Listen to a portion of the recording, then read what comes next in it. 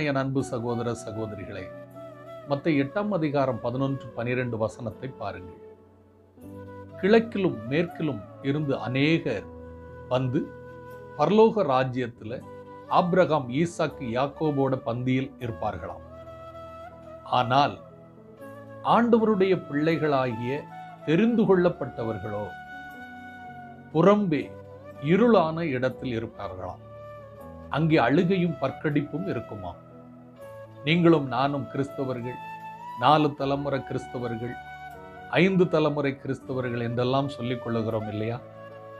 அங்கு தெரிந்து கொள்ளப்பட்ட ஜனமாகிய நம்மை தள்ளி இறையினத்தாரை பரலோக ராஜ்யத்தில் சேர்த்துக் கொள்வாராம் ஆண்டவர். எனவே நீங்களும் நானும் பரலோக ராஜ்யத்துக்குரிய காரியங்களில் கவனமாயிருப்போம், வேதம் வாசிப்போம், அதன்படி வாழ்வோம். God bless you.